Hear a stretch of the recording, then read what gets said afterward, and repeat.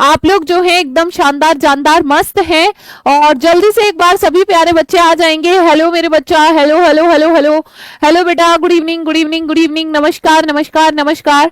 भाई देखो आपकी स्वाभी दीदी तो आ चुकी हैं, बस आप लोगों का ही इंतजार कर रही हूँ। आप लोग कितनी देर में आओगे? हेलो हेलो मेरे बच्चा, good evening good evening good evening. एक प्यारा सा बाय वाला हार्ट भेजेंगे सभी प्यारे बच्चे, जल्दी से एक प्यारा सा बायो वाला हार्ट भेजेंगे। और जल्दी से एक बार सभी प्यारे बच्चे जो हैं मेरे भाई सेशन को लाइक और शेयर कर देंगे, है ना, अपने सभी दोस्तों के साथ। ठीक है बेटा? हाँ जी, जल्दी से एक बार मुझे जितने भी प्यारे प्यारे प्यारे बच्चे हैं सबके सब आ जाएंगे, और एक बार जल्दी से, है ना। हाँ जी भैया, देखो ये क्लास तुम्हारी जानी चाहिए तुम्हारे हर एक दोस्त के पास तक। ठीक है, चलो, क्योंकि बहुत इंपॉर्टेंट डिजीज है और जिसके बारे में आज के सेशन में हम लोग डिस्कस करने वाले हैं। बच्चों यहां से ना कई बार क्वेश्चन आ चुका है। ठीक है, क्वेश्चन आ जाता है बच्चों आपके एग्जाम में। और मेरे बेटा hello hello hello hello hello hello hello hello, बड़ा अच्छा लग रहा है आप लोगों की प्यारी प्यारी प्यारी से स्माइली देख करके। ठीक है, चलिए बच्चा मुझे ये बताओ, हीमोफीलिया क्या होता है? बेटा ये कैसी बीमारी है मेरे बच्चों, ये कैसा रोग है? ठीक है, ये कैसा रोग है? तो देखिए आप ना यहाँ पर देख करके बच्चों समझ भी पा रहे होंगे। सबसे पहली बात तो हीमोफीलिया जो है एक प्रकार का आनुवांशिक रक्त विकार होता है। और मेरे बेटा ये हमारा एक्स सहलगन अप्रभावी रोग है। ठीक है, देखो चित्र देखकर बहुत बेहतरीन तरीके से ही आप लोग रिलेट कर पाओगे, इसीलिए मैं इतनी अच्छी इमेजेस लेकर आती हूं ताकि आप हर एक चीज समझ पाओ। मेरे बेटा ये कैसा रोग है हीमोफीलिया? ये कैसा रोग है जो हमारे एक्स क्रोमोसोम को प्रभावित होने के कारण होता है ना। एक्स सहलगन अप्रभावी रोग होता है, प्रभावी नहीं है, अप्रभावी रोग होता है। मतलब अगर हमारा एक एक्स क्रोमोसोम प्रभावित हुआ है तो उस केस में व्यक्ति जो है रोगी नहीं होगा। ठीक है बच्चे?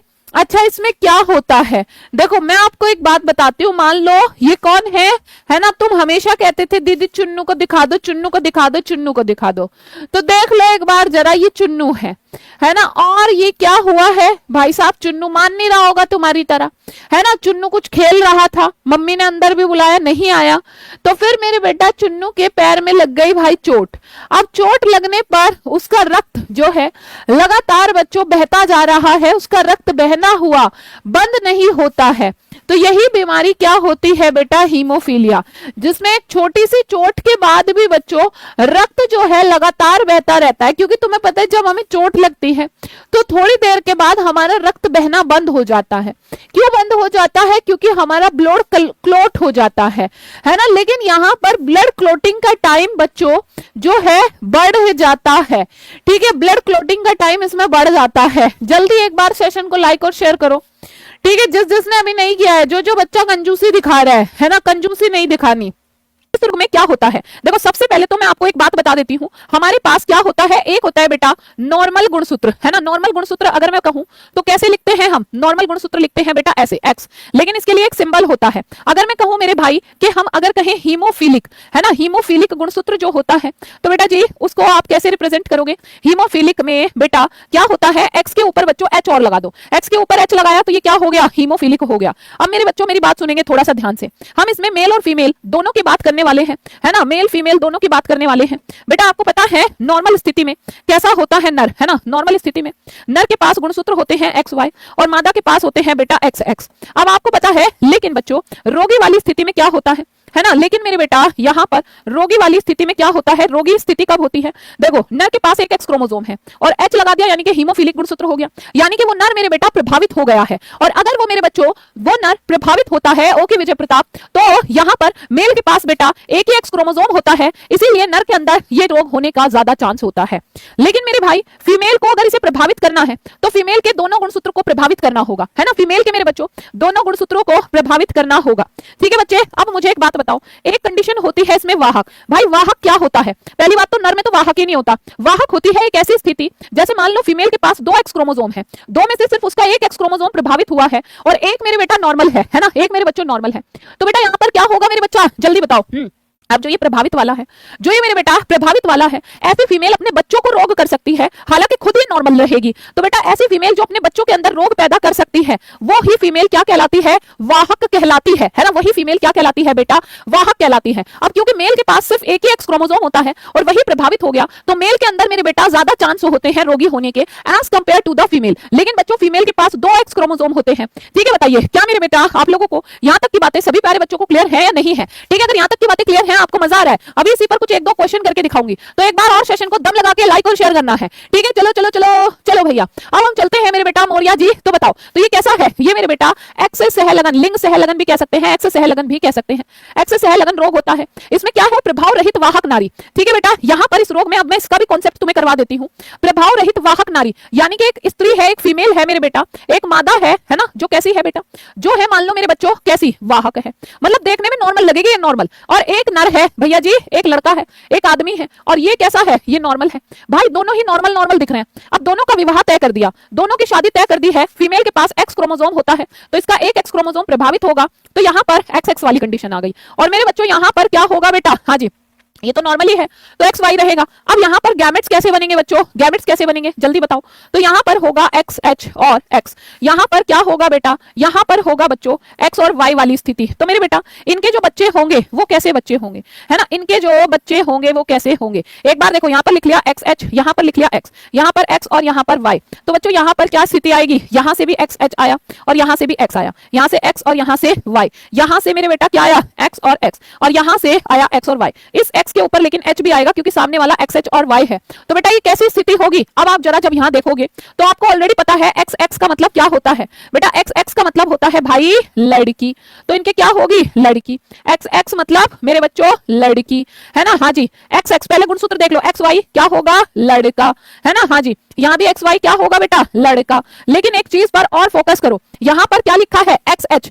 एच मतलब एक ही क्रोमोसोम प्रभावित है फीमेल का, तो इसका मतलब ये क्या होगी? वाहक। वाहक का मतलब ये क्या है? अपने बच्चों के अंदर इस रोग को ट्रांसमिट कर सकती है, जैसे यहां हुआ है। देखो यहां भी तो मां सिर्फ वाहक थी, एक एक्स क्रोमोसोम प्रभावित था मां का, और अगर ये मां से बच्चे यानी कि लड़के के अंदर तो एक्स क्रोमोसोम आता है, अब लड़के के अंदर ये प्रभावित वाला एक्स क्रोमोसोम आया, तो इसी केस में लड़का कैसा हो गया बच्चों? रोगी, है ना? रोगी। अब यहां पर देखो ये वाला नॉर्मल, है ना?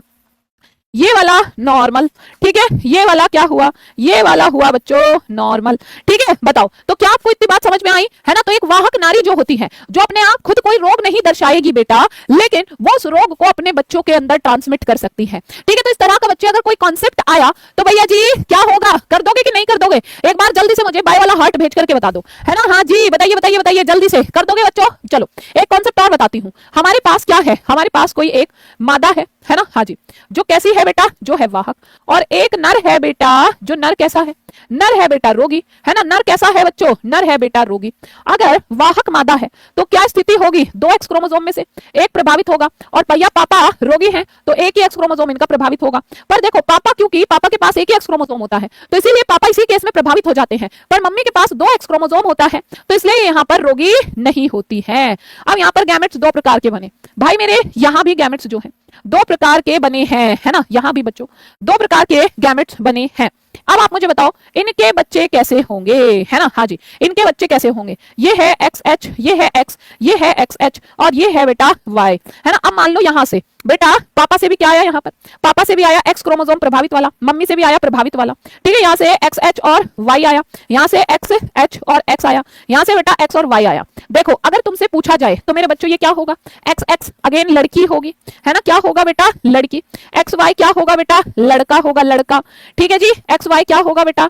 लड़का होगा, है ना? एक्स एक्स क्या होगी भाई? लड़की होगी, है ना? लड़की होगी।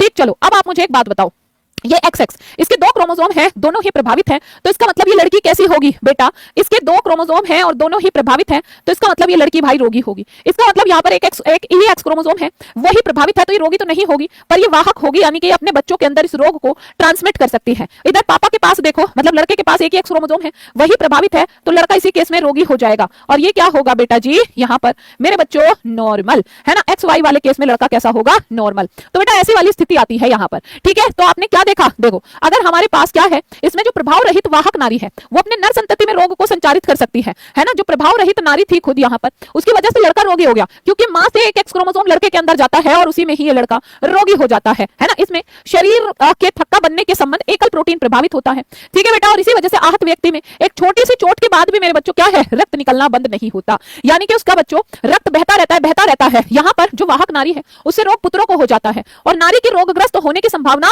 थोड़ी सी कम होती है, क्योंकि फीमेल्स के पास बच्चों क्या होते हैं, ठीक है, बताइए बताइए बताइए, फीमेल्स के पास क्या होते हैं, 2 एक्स क्रोमोसोम होते हैं, क्योंकि इस प्रकार की जो नारी है, नारी की मां कम से कम वाहक और पिता हीमोफिलिक हो। देखो फीमेल्स रोगी कब होती है, जिसकी मम्मी एटलीस्ट वाहक हो, मैंने सारी कंडीशन बता दी, जिसकी मम्मी एटलीस्ट वाहक हो और पापा रोगी, क्योंकि मां वाहक होगी तो एक एक्स क्रोमोसोम वहां से आएगा, पापा रोगी होंगे एक एक्स क्रोमोसोम वहां से, तब जाके लड़की रोगी होगी। तो लड़की को रोगी होने के लिए दोनों कंडीशन जरूरी है, जो कि बहुत ज्यादा रेयर होता है। अब ऐसे ही इसमें एक एग्जांपल है महारानी विक्टोरिया की वंशावली में, ठीक है, वाहक थी और इसने अपने ढेर सारे वंशजों को बच्चों ये वाली बीमारी ट्रांसमिट कर दी थी। ये कैसा रोग होता है, एक्स सहलगन अप्रभावी रोग होता है। अच्छा, इस रोग में क्या हो जाता है मेरे बेटा, इस रोग में बताइए बताइए बताइए, ठीक है, इस रोग में मेरे बच्चों स्कंदन कारक क्या होते हैं, एब्सेंट होते हैं, है ना, यानी कि जो ब्लड क्लॉटिंग फैक्टर है वो एब्सेंट होते हैं, जिसकी वजह से मेरे बेटा एक छोटी सी चोट के बाद भी क्या होती है, ब्लीडिंग ब्लीडिंग ब्लीडिंग होती चली जाती है, यानी कि लगातार बच्चों खून बहता रहता है। और बच्चों अगर मैं यहाँ पर देखो एक नॉर्मल बात बताऊं तो बेटा स्कंदन का जो समय है सामान्य स्थिति में जैसे हम है, अगर हमें कोई चोट लग भी जाए तो मेरे बेटा 1 से 8 मिनट के अंदर